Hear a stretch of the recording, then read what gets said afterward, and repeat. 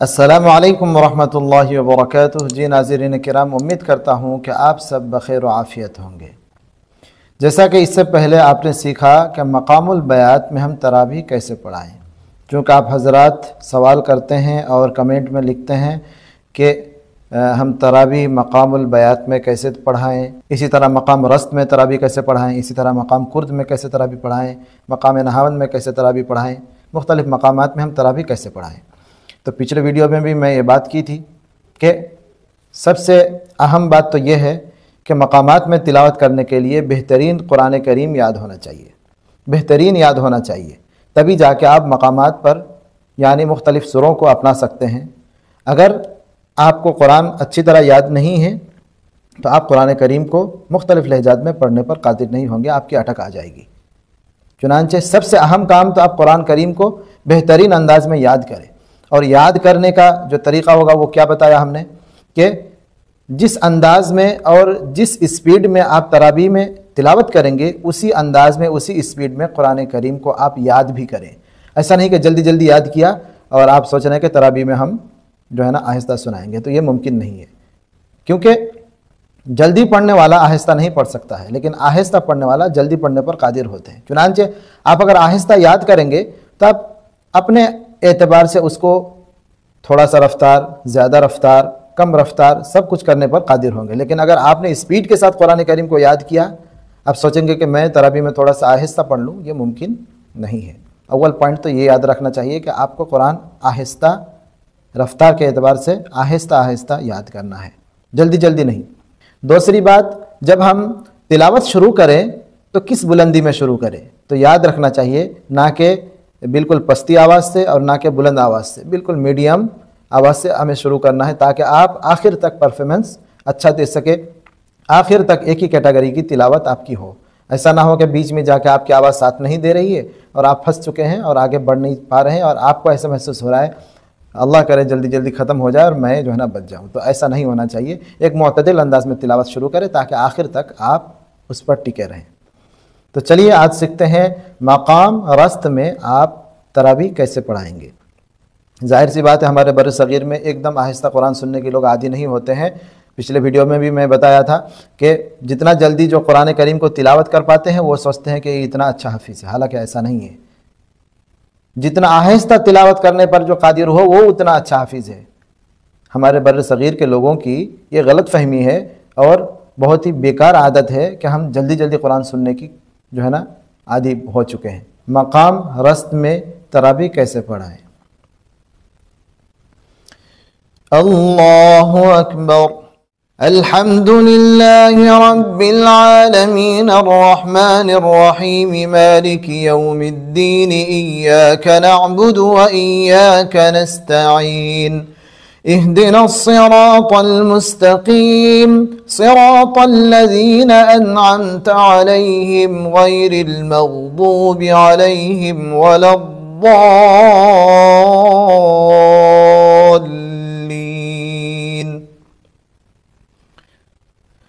ولقد رآه بالأفق المبين وما هو على الغيب بضنين وما هو بقول شيطان رجيم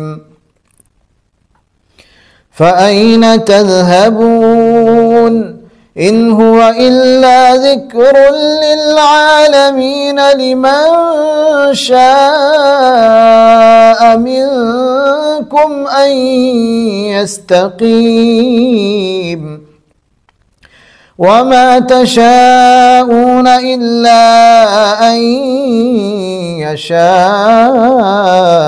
الله رب العالمين अल्लाहु अकबर। तो इस तरह आप मक़ाम रस्त में तरावी पढ़ा सकते हैं। पहले मैंने बता दिया कि आपको तिलावत इस तरह करना है जिसमें गुन्ना, इख्फा और मदू की मिक़दार जो है ना बरकरार रहे। इससे अगर कम हो जाता है तो जाहिर सी बात है तिलावत में आपका तजवीद की रियायत नहीं होती और जो है ना तिलावत का जो हक़ है वो अदा नहीं होता। चुनांचे हमें चाहिए कि मद, गुन्ना, इख्फा का जो मिक़दार है उसे बरकरार रखें और इसे रखते हुए तिलावत करें। اب نالج کے لیے میں یہ بتا دوں کہ شیخ شریم، اس سے پہلے میں نے بتایا تھا کہ شیخ شریم کے لہجہ بھی بہت آسان ہے۔ شیخ شریم بھی مقام رست میں تلاوت کرتے ہیں۔ شیخ سدیس وہ بھی مقام رست میں تلاوت کرتے ہیں۔ شیخ شریم کا جیسے لہجہ ہے وہ بھی اپنا سکتے ہیں۔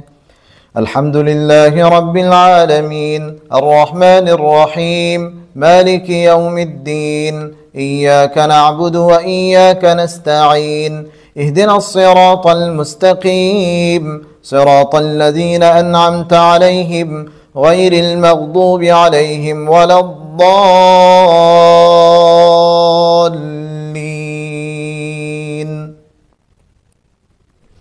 الف لام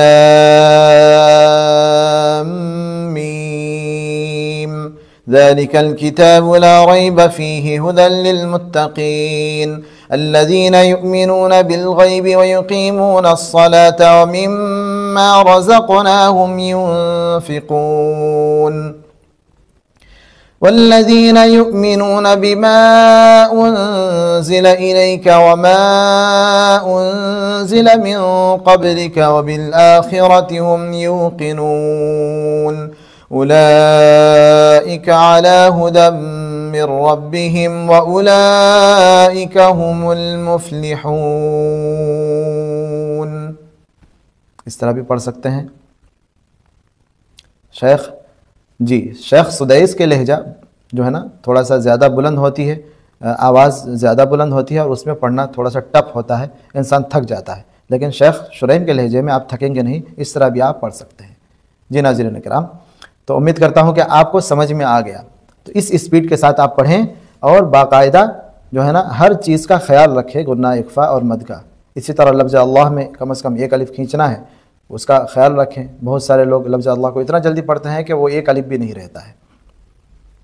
جی، تو مقام رست کو جو ہے نا کئی انداز میں سب اپنے اپنے لہجے میں پڑھتے ہیں۔ شیخ سدیس کا اپنا لہجہ ہے، شیخ شریم کا اپنا لہجہ ہے، لیکن جو اصل مقام رست ہے اس کی بلندی سے پتہ چلتا ہے کہ یہ مقام رست ہے۔ یہ عبد الولی الارکانی کو بھی آپ اپنا سکتے ہیں۔ الحمدللہ رب العالمین الرحمن الرحیم مالک یوم الدین ایاک نعبد و ایاک نستعین اہدنا الصراط المستقیم صراط الذین انعمت علیہم غیر المغضوب علیہم ولا الضالین۔